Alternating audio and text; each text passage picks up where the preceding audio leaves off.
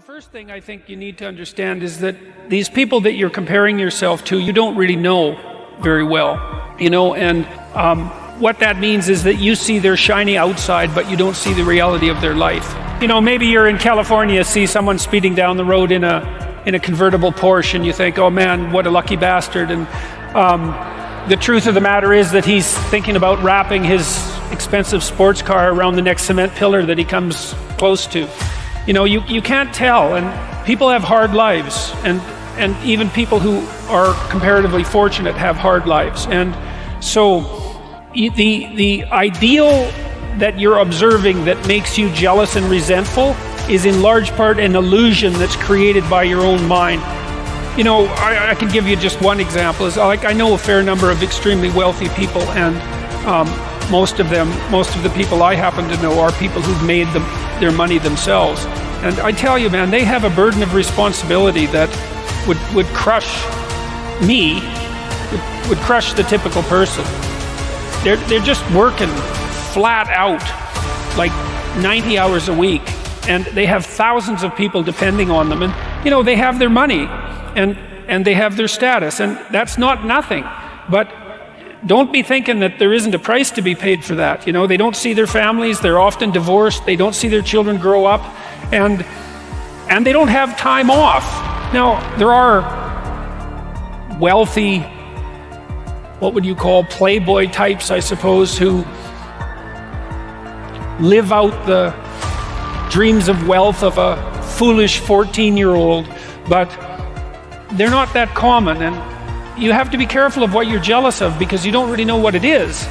And then the other thing that's kind of useful is to understand that you're different from everyone else. And this is especially true as you get older. When you're 17 or 16 or something like that, comparing yourself to other people makes a certain amount of sense because 16 and 17-year-olds, they're kind of the same, which is why when you go off to university, you can make friends so quickly. It's like, I'm just about 60. It takes me like 15 years to make a friend now, as opposed to the 2 months that it took when I was 17. You're quite different from other people, and you shouldn't be comparing yourself to them because they're not like you. They don't have your family. They don't have your temperament. They don't have your troubles. They don't have your abilities. The only person that has those is you. And this is why one of the rules, I think it's rule 4, is compare yourself to who you were yesterday and not to who someone else is today. And see, that's a game you can win because you could be a little better today than you were yesterday. And that's a good thing. You're a little better. That's a good thing. And no doubt there are some things that you could improve. If you sit and meditate for any length of time about what you're not doing optimally, answers will spring to mind. You could be getting up earlier. You could be watching YouTube less, unless they're my videos, in which case you could be watching them more. Comparing yourself to who you are now, that's a game you can win. And I've seen this be effective in many, many cases in my clinical practice, for example. It's like you take stock of where you are, what your advantages are and what your disadvantages are, and then you start with a little humility on the path of incremental improvement. And incremental improvement compounds. And so you can get a long ways. And then because trajectory in some sense is more important than position for human beings. I mean, if you're starving to death and deal, that's not the situation that I'm describing. But if you've got the bare necessities of life, and so you're not surrounded by absolute privation, what you really want is to see that you're on an uphill path, something that's got the right slope. And you can start anywhere on that path. And you can improve 0.5% a day or 0.25% a day, and you think, well, that's not very much. It's like, it's 100%. If it's 0.25% a day, it's 100% in 4 years. And that doesn't count compounding, which means it's actually going to happen a lot faster. I think that the possibility that you can make yourself slightly better on a continual basis I think that's something that's accessible to everyone. I think that's equivalent to leading a virtuous life. And I talked about the terrible catastrophe in some sense of differences in intelligence and differences in conscientiousness and so forth, and the downside of the meritocracy. But there is something to be said for virtue and truth, you know, and that is one thing. Another thing that I've noticed about people who've been phenomenally successful is that they really do everything they can to live a truthful life. And that, you can get a bloody long ways by being honest. It's really something. And so, can you survive the temporary? On the other side of temporary pain, you get introduced to your other self, and that other self produces that other life.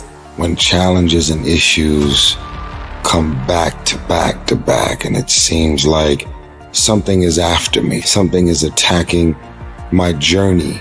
You're thinking about quitting, you're thinking about giving up. You are caving in. Don't give up. Stay in it. Stay focused. Maybe you need to rename your storm. Yeah, it sucks. Yeah, it's hard. But somehow healing's coming out of this. It's easy to have faith and feel good when you're feeling good and you have no pain and your bills are paid. It's easy to be motivated then, but when that's not the situation, it's hard. But it's worth fighting. It's worth mustering yourself up, standing up inside yourself. It's worth being up-tempo. It's worth fighting relentlessly, never giving up. There's going to be things that go on that are out of your control. The worst thing you can do is let something that's out of your control control you. Get control of yourself, get control of your emotions. Don't get angry, don't get frustrated. Instead, stay calm and figure out how to move forward. You know what I ask myself when going through pain? What if I can do it? What if I can defy all the odds? What if I can prove everyone wrong? What if I can pull off a fucking miracle? What if I can become someone that no one thinks I can be? And just the thought of that can give you the strength to pull yourself out of the gutter and back in the fight one more time. You got to go all the fuck in. When there's a will, there's a way, and there's always a way. When you're committed, you don't care about the facts. You don't care about the odds. You don't care about the opinions of others. The only thing you care about is making it through to the other fucking side. No matter what it takes. You just got to keep searching, keep fighting, keep hammering, keep failing, keep trying, keep getting back up again, and stop at nothing to reach it. I will never quit, because if you quit, you're done. I will never quit. I will persevere and I will thrive on adversity. My team expects me to be physically harder and mentally stronger than our opponents. I will be physically harder and mentally stronger than anything that comes against me, my family, my business, my brothers, my sisters, my team. I will be the one that is physically harder and mentally stronger, and I will work to maintain that position. You won't beat me. You have got to make a decision in your life. You have got to make a decision about your fitness. You have got to make decisions about your business. You have got to make decisions about your marriage. You have got to make decisions about your kids. Because you know what? Your only other option is to crouch in stagnant fear like a coward and potentially die and potentially put the lives of everyone who depends on you in jeopardy. And the reason that Chad Wright is sitting here right now talking to you is because Chad Wright mustered whatever strength that he had left to claw his way back onto his freaking feet and pony up, that no matter how many times I was knocked down, that I would muster enough strength to get back on my feet and get in the fight. Let me tell you something before you go. Whenever people come see me live, I try to say something meaningful to people. And I'm in the laugh business. That's my gift. That's what God gave me at birth. Your gift is the thing that you do the absolute best with the least amount of effort. I want to tell you something that can help enrich your life. It's a sure sign from God that he ain't through with you, because he wakes you up in the morning. When he's done, you won't wake up no more. But as long as you're waking up, that means he has something for you that he hasn't been able to give to you for whatever the reason. I'm going to help you get to that reason a little bit quicker. I want to tell you something that I learned that changed my life. I was reading a book one time that had a quote in there from Albert Einstein. And Albert Einstein said, "Imagination is everything. It's the preview to life's coming attraction." If you think about that, that's a really, really true statement. Because everything you see in this world came from somebody's imagination. Everything. Somebody was talking on the phone one day, on that wall phone, connected to the cord, and tried to walk and it didn't go no further. and he wanted to just go outside and get something out the car. Somebody said, you know what? I wish I could take this phone outside. Everybody in here got a cell phone. It was in somebody's imagination. Somebody imagined that. Somebody imagined everything. Somebody got tired of walking. Somebody got tired of driving cars. Somebody said, we're gonna fly. You're not finna fly. Everybody in here done been on a plane. See, your imagination is the evidence of things not seen. You know why they call it the evidence of things not seen? Your imagination, you're the only one can see it. You're the only one can see it. See, so all this stuff you've been imagining was not some hocus pocus. When you imagine stuff, it's actually God showing you a preview of a coming attraction he has for you. That's what your imagination is. Why do you keep imagining yourself with a second home? Because God wants you to have a second home. Why do you keep imagining yourself in a supervisory capacity on another job? Because God really wants you to have that. Why you keep dreaming of opening a business one day? That's because that's what God really got for you. And he put it in your imagination. The problem with your imagination, though, is you tell it to the wrong people. If you want to kill a big dream, tell it to a small-minded person. You can't, oh man. Think about this in your life. How many times have you had this really incredible idea and you took it to your family and your friends? You shared it with them and they shot it down. You know why they shot it down? Because they couldn't see it. Because God didn't put it in their imagination. He put it in yours. It was your evidence of things not seen. See, all this stuff you've been imagining, you ought to start working on it. Because that's what God really got for you. Your real life is in your imagination. I'm here to tell you that. You think I'm here by accident? I'm here because he put this in my imagination when I was 10.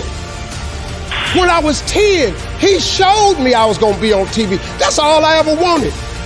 The assignment when I was in the 6th grade was everybody write their name on a piece of paper and write what you want to be. You know what I wrote on my paper? I want to be on TV. Now, the problem I had, though, was I used to suffer with a serious stuttering problem. I couldn't talk outside my house. I stuttered for years. I flunked out of school. I'm on my 3rd marriage. I lost everything I ever owned twice. I've been homeless and lived in a car for 3 years. But at 10, though, I wrote on a piece of paper, I want to be on TV. So the teacher went around the room and read everybody's paper. Had you stand up when she called your name. And the only assignment was your name and what you want to be. Doctor, lawyer, dentist, basketball player, football player. I wrote I want to be on TV. She saved me for last. She said, little Stevie, come to the front.